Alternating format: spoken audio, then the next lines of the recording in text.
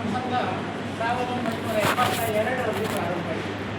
72ರಲ್ಲಿ ನಾನು ಕರ್ನಾಟಕ ಎಲಿಮೆಂಟ್ರಿ ಶಾಲೆಗೆ head master ಆಗಿ ನೇಮಕಾತಿಗೊಂಡಿದೆ. ಆಗ ಅವರು ಒಂದು 5-6 ವರ್ಷಗಳ ಸರ್ವೀಸನ್ನು ಶಾಲೆಯಲ್ಲಿ ಈಗಾಗಲೇ ಪೂರೈಸಿ ಸಹ ಅಧ್ಯಾಪಕರಾಗಿದ್ದರು. ಅದರ ಮೊದಲು ಅವರು ಬಾಳ್ಯದಲ್ಲಿ ಕೆಲವು ವರ್ಷಗಳ ಕಾಲ ಒಳ್ಳೆಯ ಅಧ್ಯಾಪಕರಾಗಿ ಕೆಲಸ ಮಾಡಿದವರು. ಊರಿನ ಹತ್ತಿರವೇ ಆಗ್ತದೆ ಅಂತ ಹೇಳುವ ಲೆಕ್ಕದಲ್ಲಿ ಕರ್ನಾಟಕಕ್ಕೆ ಬಂದದ್ದಷ್ಟೇ ವಿನಃ ಅವರನ್ನು ಕಳುಹಿಸಲಿಕ್ಕೆ ಅಲ್ಲಿ ಆಗಿನ ಬೆಳಕಾಣಿತರಾದಂಥ ವೆಂಕಟಸುಬ್ಬರಾಯರು ಒಪ್ಪಲಿಲ್ಲ ಅಂತ ಹೇಳುವುದನ್ನು ನಾನು ಕೇಳಿದ್ದೇನೆ. ಆದರೂ ನಾನು ಸೇರುವಾಗ ಅವರು ಅತ್ಯಂತ ವೃದ್ಧರೂ ಅಲ್ಲದ ಅಥವಾ ಅತ್ಯಂತ ವೃದ್ಧರಾದಂಥ ರಿಟೈರ್ಮೆಂಟ್ ಹೊತ್ತಿನಲ್ಲಿರುವಂಥ ಅಧ್ಯಾಪಕರು ಹಾಗೆ ಇದ್ದರು. ಯಂಗ್ಸ್ಟರ್ಸ್ ಆದಂಥ ನನ್ನಿಂದ 1-2 ವರ್ಷಗಳಷ್ಟೇ ಸೀನಿಯರ್ ಆದಂಥ ಅಧ್ಯಾಪಕರು ಇದ್ದರು. ಆದರೆ ನನ್ನಿಂದ ಒಂದು ಕೆಲವು ವರ್ಷಗಳ ಮೊದಲೇ ಒಂದು 10 ವರ್ಷಗಳ ನಂತರದಲ್ಲಿ ಅಧ್ಯಾಪಕರಾದಂಥ ರಾಮನಾಥನ್ ಕೆಲವರು.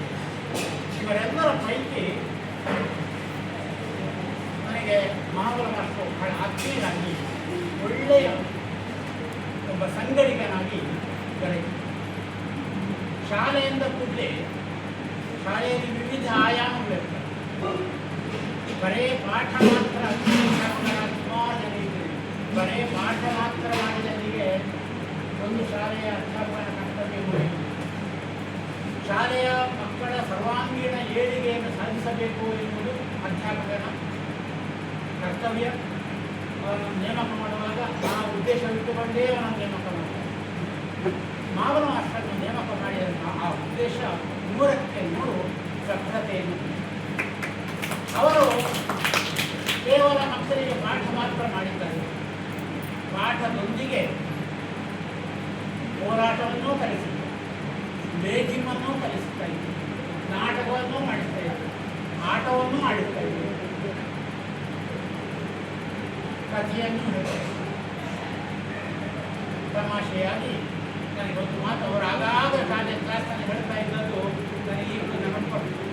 ಯಾಕಂದರೆ ನನ್ನ ಕರ್ತವ್ಯವೂ ಹೌದು. ಅಧ್ಯಾಪಕರು ಪಾಠ ಮಾಡ್ತಾ ಇರುವಾಗ ನಾನು ಉದ್ದಕ್ಕೆ ಜಗಲಿಯಲ್ಲಿ ಹೋಗುವಂಥ ಕ್ರಮ ಇತ್ತು. ಅವರಿಗೆಲ್ಲ ನೆನಪು ಬರ್ಬೋದು, ಎಲ್ಲಾದರೂ ಹೋಗ್ತಾ ಇದ್ದದ್ದು ಅಥವಾ ಅಧ್ಯಾಪಕ ಕ್ಲಾಸ್ನ ಒಳಗೆ ಇಲ್ಲದವರು ಇಲ್ಲ. ನಾನಂತೂ ಒಮ್ಮೊಮ್ಮೆ ಹೋಗ್ತಾ ಇದ್ದೆ. ಹೋಗುವಾಗ ಅವರು ಹೇಳುವಂಥ ನಾವೊಂದು ಮನೆ ಮಾಡಬೇಕು ಅಂತ ಮಕ್ಕಳನ್ನು ಹುರಿದುಂಬಿಸಿ ಮಕ್ಕಳ ಮಾತಿನಲ್ಲಿ ಅವರು ನಾನೀಗೊಂದು ಕಥೆ ಹೇಳ್ತೇನೆ, ನಾನೊಂದು ಇಂಥ ಚಟುವಟಿಕೆ ಮಾಡ್ತೇನೆ ಅಂತ ಅನೌನ್ಸ್ ಮಾಡುವುದಲ್ಲ, ನಾವೊಂದು ಗೊತ್ತು ಮಾಡ್ತೇವೆ. ಈ ರೀತಿಯ ಆತ್ಮೀಯತೆಯ ಮಾತುಗಳು ಇದು ಮಕ್ಕಳನ್ನು ಬಹಳವಾಗಿ ಆಕರ್ಷಿಸ್ತದೆ. ನಮಗೆ ಎಲ್ಲರಿಗೂ ಆ ರೀತಿ ಮಾತಾಡಲಿಕ್ಕೆ ತಿಳಿಯುವುದಿಲ್ಲ, ನನಗಂತೂ ಗೊತ್ತೇ ಇಲ್ಲ. ಆ ರೀತಿಯಾಗಿ ಆ ಮಾತುಗಳನ್ನು ಮಾಡಿ ಮಕ್ಕಳನ್ನು ಪಾಕೆಟ್ ಮಾಡುವಂಥದ್ದಲ್ಲ, ಆ ರೀತಿ ಮಕ್ಕಳ ಸಂಪೂರ್ಣ ಚಿತ್ತವನ್ನು ಆಕರ್ಷಿಸ್ತಾ ಇದ್ದಾರೆ. ಆದ್ದರಿಂದ ಅವರಿಂದ ಪಾಠ ಕಲಿತಂಥ ಯಾವ ವಿದ್ಯಾರ್ಥಿ ಕೂಡ ಒಂದು ಕಲಿಯಲಿಕ್ಕೆ ಸಾಧ್ಯವೇ ಇಲ್ಲ. ಯಾಕೆಂದರೆ ನನ್ನ ಮಗಳು ಎಲ್ಲ ಇವರ ವಿದ್ಯಾರ್ಥಿಗಳು. ನನ್ನ ಮಗಳು ಇವತ್ತು ಒಳ್ಳೆಯ ಅಂತ ಹೇಳಿದೆ, ಇವತ್ತು ನನಗೆ ಪಾಠ ಅವರ ಪಾಠ ಅಂದರೆ ಆ ಮನಸ್ಸು ಮಕ್ಕಳ ದೊಡ್ಡ ಮಾತನ್ನು ಹೇಳುವುದಾದರೆ ಮಕ್ಕಳ ಮನಸ್ಸನ್ನು ಆಕರ್ಷಿಸುವನೇ ನಿಜವಾದ ಅಧ್ಯಾಪಕ. ಆ ನಿಟ್ಟಿನಲ್ಲಿ ಅತ್ಯಂತ ದಕ್ಷ ಅಧ್ಯಾಪಕರು. ಆದ್ದರಿಂದ ನಮ್ಮ ಸ್ಕೂಲ್ ಡೇ ಸಮಯದಲ್ಲಿ ಆಗಲಿ ಅಥವಾ ಇನ್ನಿತರ ಚಟುವಟಿಕೆಗಳನ್ನು ಮಾಡುವಾಗ ಎಲ್ಲ ನೆನಪಾಗ್ತಾ ಇದ್ದದ್ದು ಸ್ವಾಭಾವಿಕವಾಗಿ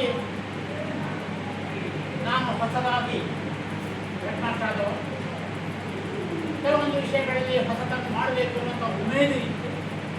ಆ ಉಮೇದಿಗೆ ಸರಿಯಾದ ಸ್ಪಂದನೆ ಕೊಟ್ಟದ್ದು ಕೊಟ್ಟವರಲ್ಲಿ ಮಾವನ ಮಾಸ್ಟರು. ಈಗಲೂ ನೆನಪು ಆಗ್ತದೆ ನನಗೆ.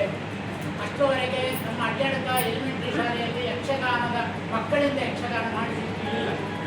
1973 ಅಥವಾ 74 ಸರಿ ನೆನಪು ಬರೋದಿಲ್ಲ.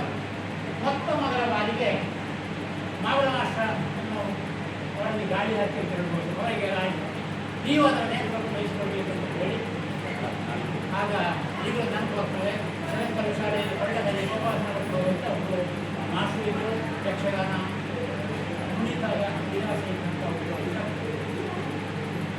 ಅವರನ್ನು ಹೆಚ್ಚುವರಿಗೆ ಕೊಟ್ಟುತ್ತಾರೆ. ಅವರನ್ನು ಕರೆಸಿ ನಮ್ಮ ಸ್ಕೂಲ್ ಡೇಯಲ್ಲಿ ಮೊತ್ತವಾದ ಬಾರಿಗೆ ಯಕ್ಷಗಾನದ ಅಭಿನಯಿಸಿದ್ದು ಅದರ ಸಂಪೂರ್ಣ ಜವಾಬ್ದಾರಿ ತಗೊಂಡದ್ದು ನಾವು. ನನಗೆ ಹೇಳಿದ ತಪ್ಪಲ್ಲ, ಯಾಕೆಂದರೆ ಅದರಲ್ಲಿ ಮೊತ್ತ ಮೊದಲ ಬಾರಿಗೆ ನಮ್ಮ ರಾಜಶೇಖರ ನಾವು ಭಾಸ್ಕರನ ತಮ್ಮ ಮೊತ್ತ ಮೊದಲಾಗಿ ಪಾಠ ಮಾಡಿದ್ದು ಯಕ್ಷಗಾನದ್ದು ಈಗ ನನಗೆ ಬಹಳ ಅತ್ಯುತ್ತಮ. ಈಗ ಯಕ್ಷಗಾನ 12ನೇ ಸ್ಕೂಲ್ ಡೇ ಅಂದರೆ ಶಾಲೆಯ ಇಡೀ ಮೈದಾನ ಬಗ್ಗೆ ನೋಡಿರುವುದು ರಾತ್ರಿ ಇಡೀ ಆಗುವಂತಹ ಸ್ಕೂಲ್ ಡೇ ಅದು. ಅದರಲ್ಲಿ 90% ವಿಕುಸರಿ ಬರುವಂಥದ್ದು. ಅವರ ಅಷ್ಟು ಜನರಿಗೂ ಕೂಡ ಅದು ಮಾತ್ರ ಅಲ್ಲ, ಆ ವರ್ಷದಿಂದ ಪ್ರತಿ ವರ್ಷವೂ ಸ್ಕೂಲ್ ಡೇ ಅಂತ ಪುಡಿ ಯಕ್ಷಗಾನ ಅಂತ ಹೇಳುವಂಥದ್ದು ಆರಂಭಿಕರಿಗೆ ಸರಿ ನಡೆದುಕೊಂಡು 12ನೇ ಸ್ಕೂಲ್ ಡೇ ಯಕ್ಷಗಾನ ಉಂಟು ಎನ್ನುವುದು ಖಂಡಿತ ಅಂತ ಅದೊಂದು ಇತಿಹಾಸವೇ ಆಗಿಬಿಟ್ಟು ಆ ಇತಿಹಾಸಕ್ಕೆ ಬರೀಲಿಕ್ಕೆ ಕಾರಣಗಳು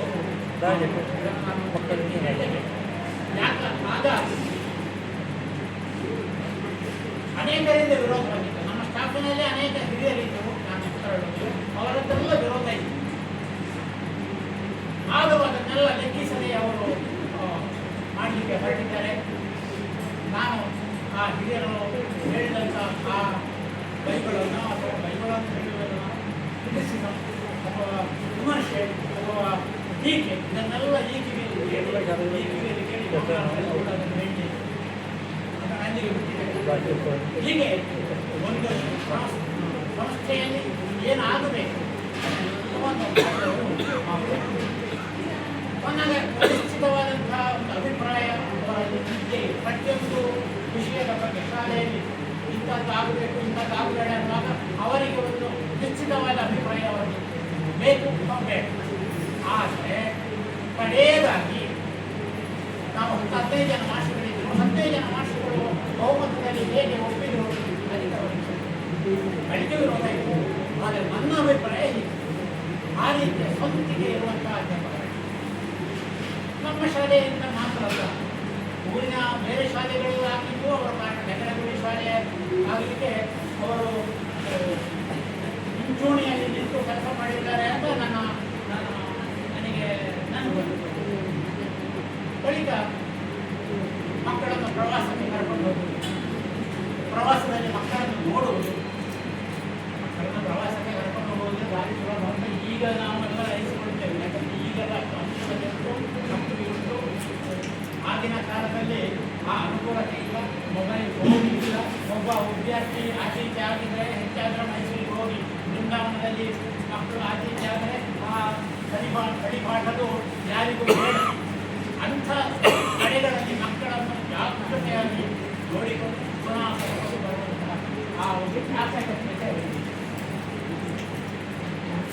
ಮಕ್ಕಳು ಮಾತ್ರ ಅಲ್ಲ, ನನಗೆ ಇನ್ನೂ ಒಂದು ನೆನಪಾಗ್ತದೆ. ನಾವು 4 ಜನ ಬ್ಯಾಚುಲರ್ ಮಾಸ್ಟರ್ಗಳು ಮತ್ತು ವಾರ್ಡ್ ಮಹಾಲಿಂಗಗಳು ಮತ್ತು ಇಬ್ಬರು ಮದುವೆ ಆದಂತಹ ಹಿರಿಯ ಅಧ್ಯಾಪಕರು. ಅಂದರೆ ನಮ್ಮೊಟ್ಟಿಗೆ ನಾವು ಇಡೀ ಸೌತ್ ಇಂಡಿಯಾ ಟೂರನ್ನೇ ಮಾಡಿರುತ್ತೇವೆ. ಅಂದರೆ ಗೆಳೆಯರೊಟ್ಟಿಗೆ ಬೆರೆತುಕೊಳ್ಳುವಂತಹ ಆ ಸ್ವಭಾವ ನಾನು ಪ್ರತ್ಯೇಕ ನಾನು ಇದರಿಂದ ಹೆಚ್ಚು ಜವಾಬ್ದಾರಿ ಒತ್ತುಕೊಂಡವ ಮನೆಯಲ್ಲಿ ಕೆಲಸ ಮಾಡಿತು ಅನ್ನೋದನ್ನು ಮರೆತು ಎಲ್ಲರೊಟ್ಟಿಗೆ ಒಂದಾಗಬೇಕು. ಆದ್ದರಿಂದ ನಾನು ಹೆಚ್ಚು ಹೇಳುವುದಿಲ್ಲ. ಒಬ್ಬರ ಅಧ್ಯಾಪಕರು ಶಿಕ್ಷಕ ತರಗತಿ, ಆದರೆ ಅವರು ಮೇಲಿನ ತರಗತಿಗೆ ಪಾಠ ಮಾಡೋದು ಕಡಿಮೆ, ಸಾಧ್ಯ ಇಲ್ಲ ಅಂತಲ್ಲ. ಯಾಕಂದರೆ ಅನೇಕರು ಕೆಳ ತರಗತಿಗೆ ಪಾಠ ಮಾಡಲಿಕ್ಕೆ ಸಾಧ್ಯ ಇಲ್ಲದ ನನ್ನಂಥವರೇ ಇದ್ದ ಕಾರಣ ಕೆಳ ತರಗತಿಯವರಿಗೆ ಪಾಠ ಮಾಡಬೇಕಾಗ್ತದೆ. 8ನೇ ಕ್ಲಾಸಿಗೆ ಪಾಠ ಮಾಡಲಿಕ್ಕೆ ಗೊತ್ತಿಲ್ಲ ಅಂತ ಅರ್ಥ ಅಲ್ಲ. ಆದರೆ ನನ್ನಂಥವರಿಗೆ 2ನೇ 3ನೇ ಹೋಗಿ ಪಾಠ ಮಾಡಲಿಕ್ಕೆ ಆಗ್ತಾ ಇದೆ. ನಾವು ಮೇಲೆ ಹೋಗಿ ಪಾಠ ಮಾಡ್ತಾ ಇದ್ದೇವೆ. ಹಾಗಾಗಿ ಅವರು ಕೆಳಗಿನ ತರಗತಿಗೆ ಹೆಚ್ಚು ಆಸೆ ಪಟ್ಟರು. ಎನ್ನುವುದಕ್ಕಿಂತಲೂ ನಮ್ಮ ನಾವು ಉದಾಹರಣೆಗೆ ನಾನು ಅವರನ್ನು ನೋಡಿ ಹೇಳ್ಬೇಕು. ಯಾಕಂದರೆ ಅಲ್ಲಿ ಅವರ ಕೆಲಸ ಅತ್ಯಂತ ಯಶಸ್ವಿಯಾಗಿ ಮಾಡ್ತಾರೆ. ಅವರನ್ನು 3, 4, 2 ಈ ರೀತಿ ತರಗತಿಗಳಿಗೆ ಅವರು ಬಳಿಕ ಯಾವುದೇ ನಮ್ಮ ಶಾಲೆಯ ಒಳಗಿನ ವ್ಯವಹಾರ ಒಂದು ಮನೆಯಲ್ಲಿದ್ದ ಹಾಗೆ ಅಧ್ಯಾಪಕರಿಗೆ ಒಂದು ಮನೆಯಲ್ಲಿ ಅಣ್ಣ ಸಂಬಂಧರಿಗೆ ಗಂಡ ಹೆಂಡತಿಗೆ ಸ್ವಲ್ಪ ಸ್ವಾಭಾವಿಕ ಅಧ್ಯಾಪಕರಿಗೂ ಹಾಗೆ ಅದು ಸ್ವಾಭಾವಿಕ. ನಿಜ ಮನೆಯಲ್ಲಿ ನಾವು ಇದ್ದವರಾಗಿ ಕೂಡ ಒಬ್ಬರ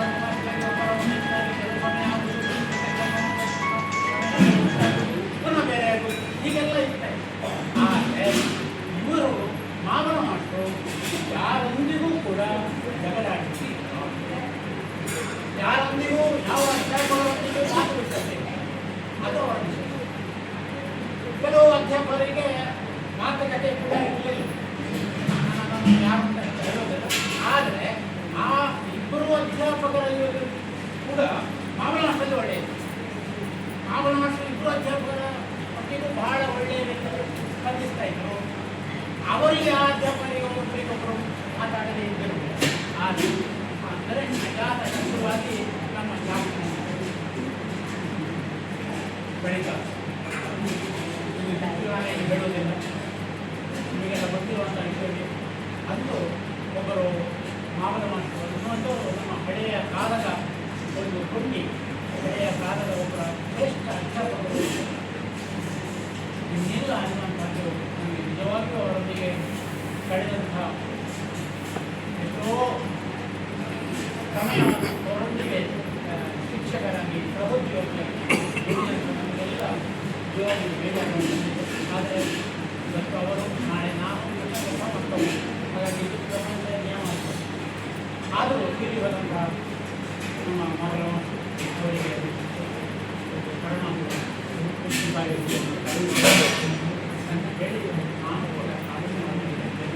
ಹಾಗೂ ನನಗೆ ಈ ಒಂದು ಅವಕಾಶವನ್ನು